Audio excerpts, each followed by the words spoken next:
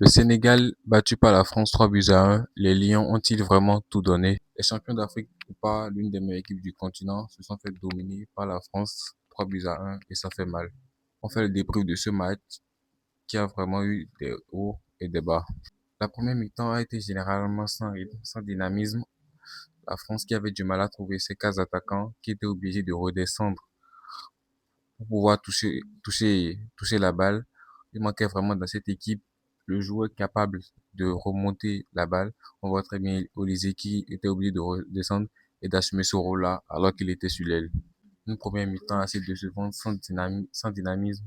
Il n'y avait que Upamecano qui était vraiment à son niveau de cette première mi-temps. Alors que du côté du Sénégal, il y a plutôt eu du bon. Pour moi, le Sénégal a dominé cette première période avec un bloc bien compact. Ils ont laissé plus d'espace, ce qui a fait que les Français n'ont pas pu bien s'exprimer. Ils ont aussi eu de très bonnes occasions avec Nicolas Jackson et Ismaïla Assar en toute fin de première mi-temps. Ils auraient, surtout l'occasion d'Ismaïla Assar, il aurait dû la mettre au fond. Il ne l'a pas fait.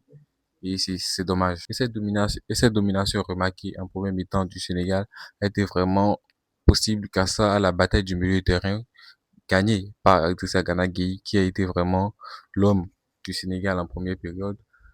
Et ce milieu de terrain composé de Lamine Camara, Pape Gueye et Idrissa Gana Gueye ont vraiment impacté cette première période. Pour moi, ils ont remporté cette bataille face à la France qui jouait avec deux milieux de terrain seulement. Généralement, des deux côtés, il y a aussi eu beaucoup d'erreurs techniques dans le dernier geste. La mauvaise passe, le mauvais contrôle, le mauvais tir, le mauvais centre. Beaucoup de déchets techniques en première mi-temps.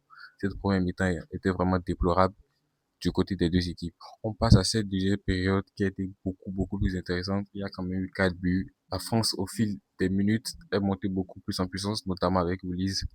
Ça démontre à quel point cette France a besoin d'Ulysse. Ulysse monte en puissance, la France monte en puissance. Sa vision du jeu aura beaucoup aidé la France à, à, à gagner cette deuxième période, notamment avec ses passes pour Mbappé qui en a gâché quelques-uns. Il a quand même réussi à mettre le premier but qui a complètement déréglé le match.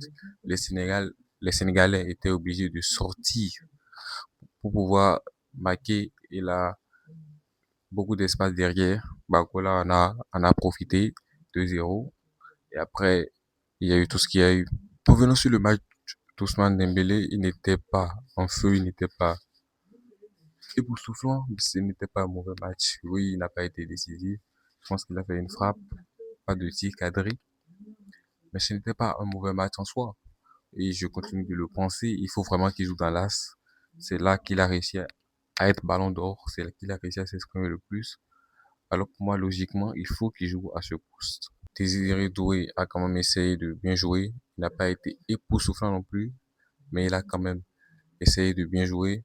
Il y a eu Olysée, je l'avais déjà dit, époustouflant.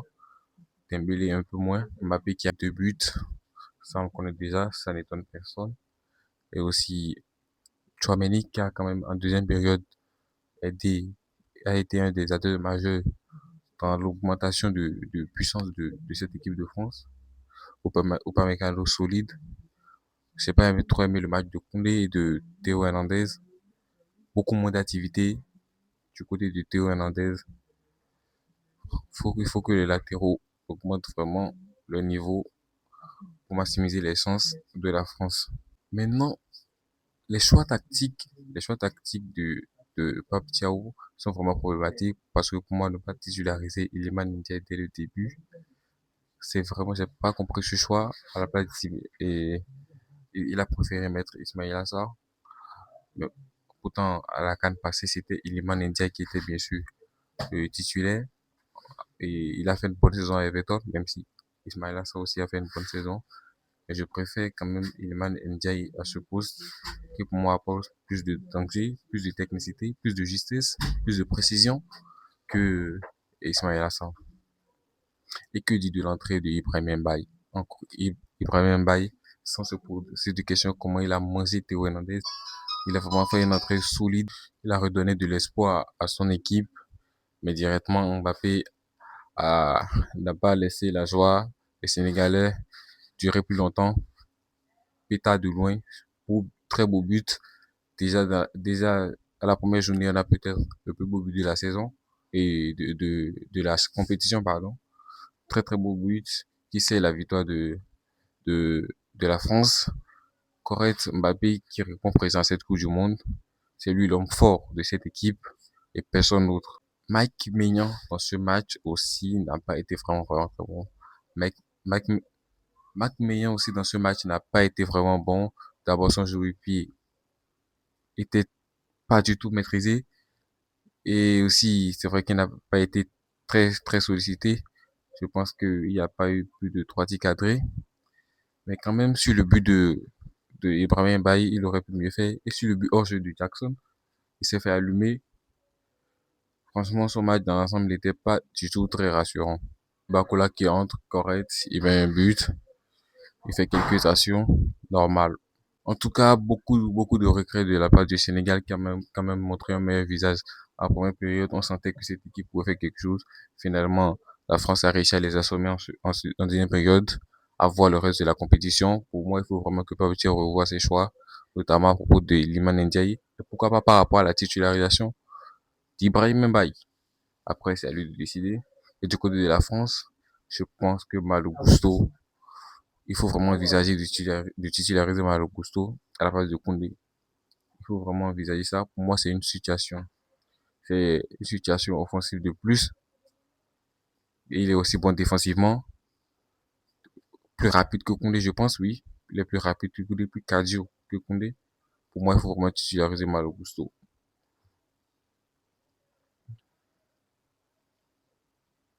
Et aussi, envisager l'option Dembélé en pointe, Mbappé à gauche.